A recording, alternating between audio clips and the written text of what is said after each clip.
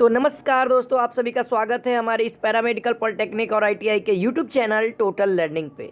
तो दोस्तों आज हम लोग पैरामेडिकल के लिए हिंदी का मोस्ट इंपॉर्टेंट क्वेश्चन को करने वाले। जैसा कि आप सभी को पता होना चाहिए दोस्तों, हमारे शाम में प्रतिदिन 8 बजे से क्लासेज मिलती है जिसमें आपको हिंदी, जीके, इंग्लिश सभी तरह के क्वेश्चन को दिया जाता है पर डे। तो आप सभी लोग 8 बजे ज़रूर ज्वाइन करिए, ठीक है। तो चलिए दोस्तों, यहाँ पे देखिए, यहाँ पे जो क्वेश्चन कहता है देख सकते हैं आप सभी लोग। और जो लोग हमारे टेलीग्राम चैनल को नहीं ज्वाइन किए, ठीक है, टेलीग्राम चैनल को जाकर के अभी जाकर के ज्वाइन कर लो। टेलीग्राम पे सर्च करिए टोटल लर्निंग। जो लोगो हमारे यूट्यूब पर है वही लोगो आपको वहाँ टेलीग्राम पे मिल जाएगा। और जब मैं अभी वीडियो बना रहा हूँ तो वहाँ पे 1.5 के लगभग सब्सक्राइबर हो चुके हैं, जो कि यहाँ पे डेली पीडीएफ मिलेगा। जो ये क्लास का पीडीएफ आपको यहीं टेलीग्राम पे मिलेगा, ठीक है। और साथ ही दोस्तों, जो लोग पेड क्लास का इन्फॉर्मेशन करने वाले हैं उनको हम आगे वीडियो में बताएंगे, ठीक है। तो चलिए रेडी हो जाइए क्वेश्चन नंबर 1 के लिए। जिनके पास वीडियो नहीं गया है उनके पास शेयर कर दीजिए। चलिए यहाँ पे क्वेश्चन नंबर 1 कहता है 61, जिस वाक्य में 2 या 2 से अधिक सरल या मिश्र वाक्य अवयव द्वारा जुड़े हो उसे ... कहते हैं। तो उसे कौन सा वाक्य कहते हैं? ऑप्शन नंबर ए है सरल वाक्य, ऑप्शन नंबर बी है मिश्र वाक्य, ऑप्शन नंबर सी है संयुक्त वाक्य, ऑप्शन नंबर डी है आश्रित वाक्य।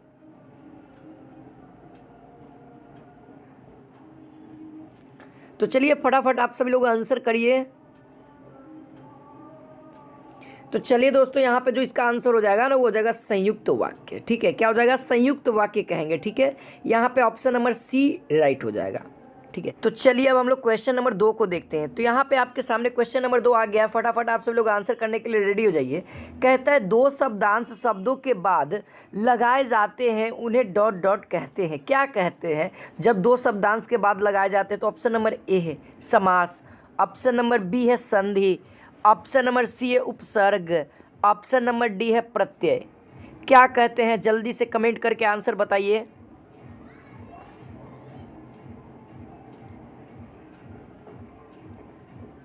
तो चलिए दोस्तों, इसका राइट आंसर क्या हो जाएगा? मिलाइएगा सभी लोग। देखिए, जो लोग ऑप्शन नंबर डी बता रहे हैं ना प्रत्यय, उनका राइट है, ठीक है। क्या हो जाएगा? उन्हें क्या कहते हैं दोस्तों? उन्हें प्रत्यय कहते हैं, ठीक है। तो यहाँ से आपको प्रत्यय का डेफिनेशन भी क्लियर हो गया है, ठीक है। और दोस्तों मैं बता दूं, यदि आपको हिंदी और डिटेल में पढ़ना है बढ़िया से, तो हिंदी का दोस्तों पेड क्लास स्टार्ट हो गया है।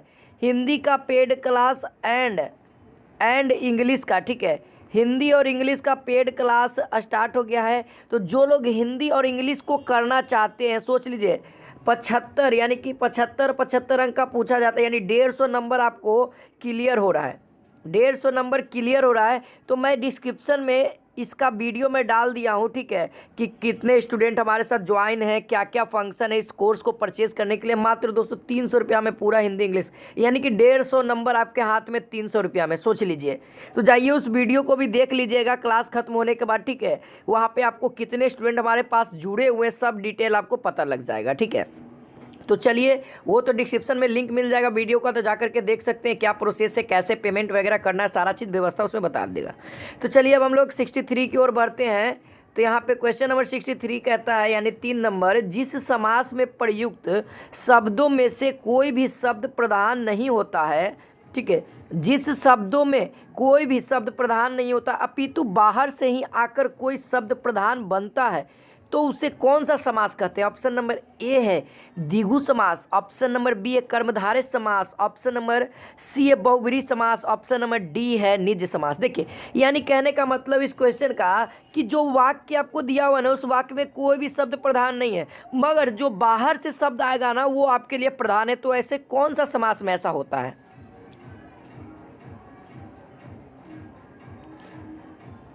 तो देखिए, चलिए, हाँ जी, मिलाइएगा सभी लोग आंसर। तो देखिए, जो लोग ऑप्शन नंबर सी कर रहे हैं ना, उनका 100% राइट है जी, बहुत अच्छा। यहाँ पे बहुब्रीहि समास हो जाएगा। कैसे होगा? देखिए, इसका क्वेश्चन पूछता है, जिसे मैं बता दूं कि जिसका लंबा है उधर, ठीक है, यहाँ पे लिख रहा हूँ जिसका लंबा है उधर, ठीक है। तो यहाँ पे तो ये जो वाक्य आपको दिया हुआ है जिसका लंबा है उधर, इसमें से आपको कोई भी प्रधान लग रहा है? नहीं लग रहा है, लेकिन वही लिख देते अर्थात गणेश। तो गणेश जी क्या है? बाहरी वर्ड आ गए। तो बाहरी वर्ड आ गए तो ये तो बहुब्रीहि समास में चल जाएगा, अनोखा एवं भगवान के नाम में। तो ये क्या हो जाएगा? बहुब्रीहि समास में हो जाता है, ठीक है। बाहरी पद क्या होता है? प्रधान होता है। चलिए क्वेश्चन नंबर 64 की ओर बढ़ते। क्वेश्चन नंबर 4 कहता है जीव जंतु कौन सा समास है। बहुत ही आसान सवाल है दोस्तों। ऑप्शन नंबर ए तत्पुरुष समास, ऑप्शन नंबर बी द्वंद्व समास, ऑप्शन नंबर सी है अव्ययभाव समास, ऑप्शन नंबर डी है द्विगु समास। तो कौन सा राइट होगा जल्दी से आप सभी लोग कमेंट करके बताइए। हाँ जी, तो चलिए जी यहाँ पे ध्यान दीजिएगा, सभी लोग मिलाइएगा। तो वो राइट आंसर क्या हो जाएगा, वो हो जाएगा ऑप्शन नंबर बी वाले का राइट है जी, द्वंद्व समास। ठीक है, हाँ जी, यहाँ पे देख सकते हैं जीव और जंतु दोनों ही पद प्रधान है। जीव यानी कि छोटा छोटा और जंतु मतलब कि बहुत बड़ा बड़ा। ठीक है, जीव यदि छोटा छोटा केंचुआ जिसको कहते हैं वो जीव में आ जाएगा, लेकिन वही बकरी घोड़ा ये सब के बोलेंगे हाथी तो वो जंतु में आएगा। तो यहाँ पे ऑप्शन नंबर बी राइट हो जाएगा, यानी कि दोनों पद क्या है दोस्तों, प्रधान है। चलिए आगे बढ़ते। क्वेश्चन नंबर 65 कहता है निम्नांकित में कौन सा स्वर संधि का भेद नहीं है। स्वर संधि का भेद नहीं यानी कि स्वर संधि का प्रकार नहीं है। ऑप्शन नंबर ए है दृष्टि संधि, ऑप्शन नंबर बी है दीर्घ संधि, ऑप्शन नंबर सी है गुण संधि, ऑप्शन नंबर डी है यन संधि। तो कौन सा राइट होगा जल्दी से बताइए। ये सब आपको मालूम है, थ्योरी जब तक नहीं ना पढ़िएगा जब तक क्लियर नहीं होगा। तो इसीलिए तो मैं कह रहा हूँ कि आपके बीच आ गया वो ऑफर 300 का कॉम्बो पैक, जिसमें हम लोग हिंदी और अंग्रेजी को कवर करेंगे मात्र 25 दिन में। मात्र 25 दिन में आपका सिलेबस कंप्लीट हो रहा है हिंदी एंड इंग्लिश का। तो जल्दी से जाइए उस कोर्स को परचेज करिए, क्योंकि मात्र 40 स्टूडेंट के लिए है ही, 40 स्टूडेंट के लिए है ही हिंदी इंग्लिश मात्र 300 रुपया में। तो जल्दी से जाइए आप सभी लोग परचेज कर लो, बढ़िया से तैयारी होगा। क्या क्या मिलेगा सब उस वीडियो में मिल गया, डिस्क्रिप्शन में लिंक है उस वीडियो का, जाकर के क्लिक करिए, सारा प्रोसेस वहाँ पे कितने स्टूडेंट जुड़े हुए हैं सारा चीज़ मिल जाएगा। ठीक है, तो चलिए जी इसका आंसर देख लेते हैं। तो देखिए स्वर संधि का जो है वो इसमें भेद नहीं हुआ है, दृष्टि संधि। ठीक है, दृष्टि संधि होता ही नहीं है, ये आप ध्यान रख लो, दृष्टि संधि होता ही नहीं है। संधि कितने प्रकार के होते हैं, तो संधि 3 प्रकार के होते हैं। पहला स्वर संधि, व्यंजन संधि और विसर्ग संधि। अब स्वर संधि के अंतर्गत भेद होते हैं दीर्घ संधि, गुण संधि, यंद संधि, अयादि संधि और वृद्ध संधि। ये 5 होते हैं स्वर संधि के अंतर्गत। ठीक है, तो इसको भी ध्यान रखना है आपको, कौन सा क्वेश्चन पूछ देगा आपको। या देखिए दीर्घ संधि का एक एग्जाम्पल पूछ देगा, तो ये आपको एग्जाम्पल याद रहेगा तब ना कि दीर्घ संधि का है, तो सब पढ़ना पड़ेगा।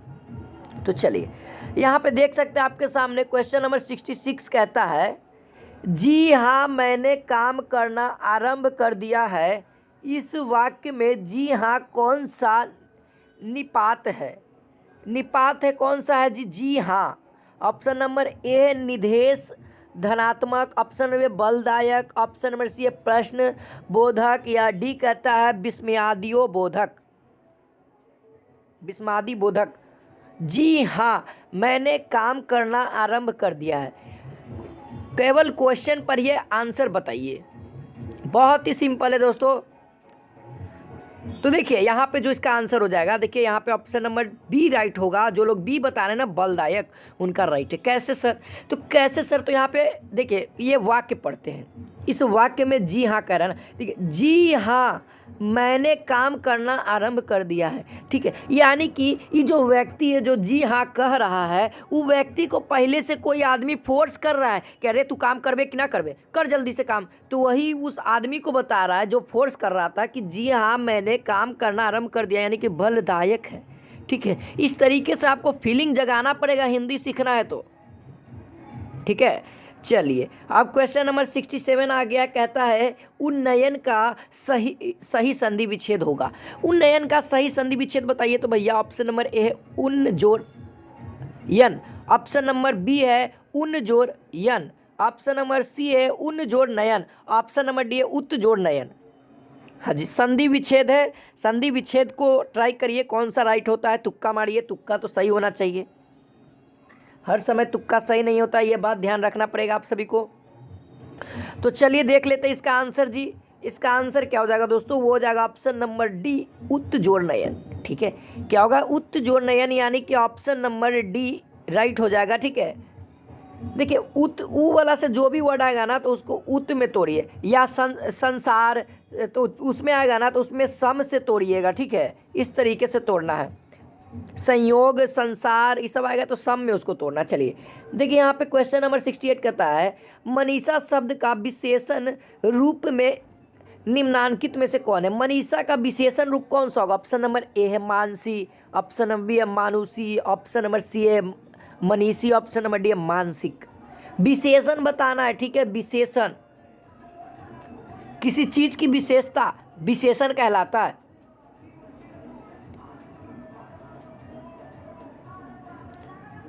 ठीक है, तो चलिए यहाँ पे जो इसका राइट आंसर हो जाएगा ना, देखिए ऑप्शन नंबर डी जो बता रहे हैं ना उनका गलत है। कैसे?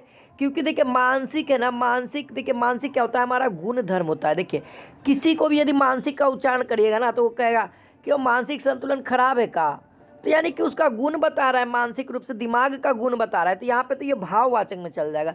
यदि वही मनीषा का भाववाचक कहता है तो मानसिक हो सकता था, लेकिन यहाँ पे विशेषण करना है ना तो मनीषी होगा। ठीक है, मनीषी, यानी कि ऑप्शन नंबर सी जो बता रहे हैं ना उनका 100% राइट है। चलिए आगे बढ़ते हैं जी। क्वेश्चन नंबर 69 कहता है रंगशाला में कौन सा समास है? रंगशाला, देखिए रंगशाला में कौन सा समास है? ऑप्शन नंबर ए कर्मधारय, ऑप्शन नंबर बी है तत्पुरुष, ऑप्शन नंबर सी द्विगु, ऑप्शन नंबर डी अव्ययी भाव समास। चलिए जी फटाफट आंसर करते चलिए। तो चलिए देखिए रंगशाला का यहाँ पे क्या हो जाएगा, तो इस तरह के समास को आपको तोड़ना पड़ेगा। तो तोड़ने पे आपको क्या मिलता है? रंगों का शाला, यानी शाला कहने का मतलब स्थान एक। ठीक है, शाला मतलब वो शाला नहीं कि भैया के जो शादी हुआ तो वो शाला नहीं समझिएगा। ठीक है, तो यहाँ पे क्या हो जाएगा, वो हो जाएगा रंगशाला कहने का मतलब रंगों का स्थान कह सकते हैं। तो का के की का उच्चारण आ रहा है ना, विभक्ति चिन्ह आ रहा है ना, तो वो हो जाएगा तत्पुरुष समास। ठीक है, ये सब कॉन्सेप्ट वाली बात है तो ध्यान रखना पड़ेगा। चलिए जी आगे बढ़ते हैं। अगला प्रश्न यहाँ पे आता है, कहता है क्वेश्चन नंबर 70 यानी कि 10 हो चुका है जी। निम्नलिखित में से पवन का पर्यायवाची कौन सा है? बहुत ही आसान सवाल, देखते हैं कौन बताते हैं। Option number A Chapla, option number B Damini, option number C Sameer, option number D Vikar. बताइए तो पवन का पर्यायवाची शब्द, पर्यायवाची शब्द को आपको याद करना पड़ेगा। शुरू से याद करते चलिए, पर्यायवाची शब्द बेटर रहेगा क्योंकि इसमें ट्रिक नहीं है, कोई नियम नहीं है कि मतलब कि इसका अति होगा, इसको आपको याद करना ही पड़ेगा। ठीक है, तो पर्यायवाची शब्द आपको याद करते रहना है। ठीक है, तो चलिए जी इसका राइट आंसर देखिएगा। जो लोग ऑप्शन नंबर सी बता रहे हो ना पवन का समीर, तो यहाँ पे राइट है। ठीक है, यहाँ पे पवन का क्या हो जाएगा? समीर हो जाएगा, हवा हो जाएगा। ठीक है, तो ये सब आपको ध्यान में रखना पड़ेगा। तो जो लोग ऑप्शन नंबर सी बता रहे थे उनका राइट है जी। यहाँ पे दामिनी भी कुछ लोग बता रहे हैं तो बी गलत होगा। ठीक है, चलिए 71 यानी कि 11 क्वेश्चन नंबर 11 कहता है हिंदी में पर्यायवाची शब्दों के प्रकार हैं। हिंदी में पर्यायवाची शब्दों के प्रकार कितने हैं जी? ऑप्शन नंबर ए है 3, ऑप्शन नंबर बी है 5, ऑप्शन नंबर सी है 4, ऑप्शन नंबर डी है अगणित। अगणित कहने का मतलब गिन नहीं सकते। ठीक है, गणित का अर्थ आप सभी लोग गणित वाले टीचर से पूछिएगा कि गणित का अर्थ क्या होता है सर। जिसको हम लोग गिन सकते हैं ना वो गणित कहलाता है। तो चलिए देख लेते हैं इसका आंसर क्या हो जाएगा जी। कितना हो जाएगा? हिंदी में पर्यायवाची शब्दों के प्रकार वो हो जाएगा 3। ठीक है, 3 होते हैं तो आपसे याद रखिएगा। जो लोग ऑप्शन नंबर ए बता रहे थे ना उनका राइट है, 3 हो जाएगा।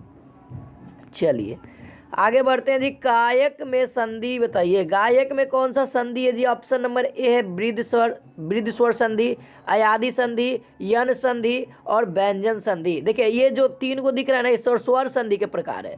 और 2 गो होता है गुण संधि हो गया, और फिर इसके बाद एक और होता है दीर्घ संधि। 5 गो टोटल होता है स्वर संधि के।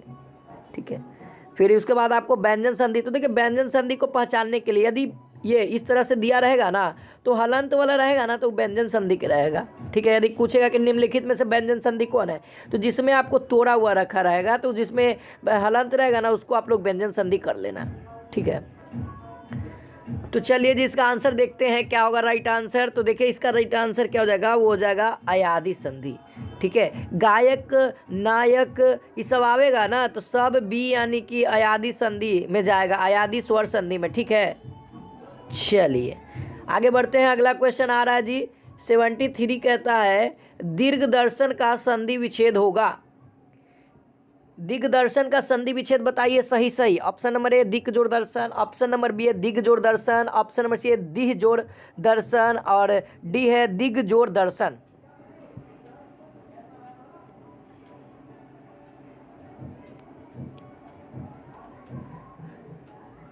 तो चलिए मिलाते हैं। मिलाने के लिए रेडी है ना सभी लोग। दिग जोड़ दर्शन बहुत ही आसान है, देखिएगा गलती नहीं होना चाहिए जी, इतना आसान गलत नहीं होना चाहिए, क्योंकि 5 नंबर का सवाल का बात है ना। 5 नंबर एकदम लेना ही लेना है, छोड़ देंगे कैसे। तो यहाँ पे क्या हो जाएगा, वो हो जाएगा दिक जोड़ दर्शन, ठीक है, हलंत देना हुआ, ये व्यंजन संधि में जाएगा। ये क्या हो जाएगा, दिक जोड़ दर्शन, तो ये हो जाएगा दिग्दर्शन, ठीक है। आधा क जोर तो क्या बन जाएगा, दिग्दर्शन, ग आधा ग बन जाता है, ठीक है। चलिए क्वेश्चन नंबर 74 कहता है अग्नि परीक्षा देना। देखिए ये अग्नि परीक्षा देना यानी कि मुहावरा है जी, इसका अर्थ पूछ रहा। ऑप्शन नंबर है हथेली पर आग रख कर दिखाना, या ऑप्शन नंबर बी है कठिन परिस्थिति में पड़ना, या सी कहता है अंगारों में जलकर दिखाना, और डी कहता है अग्नि में प्रवेश करना। देखिए अग्नि परीक्षा देना, देखिए अर्थ को एकदम फील करिए, वाक्य पढ़िए और अर्थ अपने आप आने लगेगा, एकदम सोचते रहना उसी के ऊपर। देखिए अग्नि परीक्षा देना, अग्नि परीक्षा, पहले मालूम है सीता जी जब आए थे ये राम जी जब गए थे रावण से लड़ने के लिए, तो लड़ करके जब सीता को हरण किया था रावण, तो उसके उससे लड़ करके जब राम जी लाए थे तो उनको अग्नि परीक्षा देना पड़ा था। यानी कि अग्नि परीक्षा कहने का मतलब कठिन परिस्थिति में पड़ना, यानी कि बहुत बड़ा। अब उनके लिए अग्नि परीक्षा देना बहुत ही ज़्यादा था, आग में घुसना था। आग में घुसना यानी कि कितना कठिन परिस्थिति होगा, तो वही यहाँ पे हो जाएगा कठिन परिस्थिति में पड़ना, बहुत ही भयंकर परिस्थिति में पड़ जाना। तो यहाँ पे जो लोग ऑप्शन नंबर बी बता रहे थे वो राइट होगा, ठीक है। चलिए आगे बढ़ते हैं। क्वेश्चन नंबर 75 और लास्ट है जी, कहता है 75 बदनाम व्यक्ति को बुराई का क्या डर, बदनाम व्यक्ति को बुराई का क्या डर को व्यक्त करने के लिए निम्नलिखित लोकोक्तियों में कौन सा उपयुक्त है।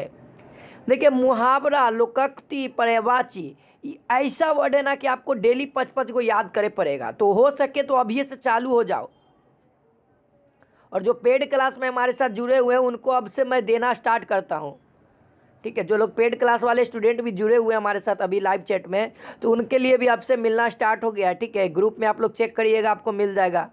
चलिए ऑप्शन नंबर ए है बद अच्छा बदनाम बुरा, बद अच्छा बदनाम बुरा, और बी है कहने से कुम्हार गधे पर नहीं चढ़ता, और सी है उतर गई लोई तो क्या करेगा कोई, और डी है मूंदो नैन कतहु कोई नाही।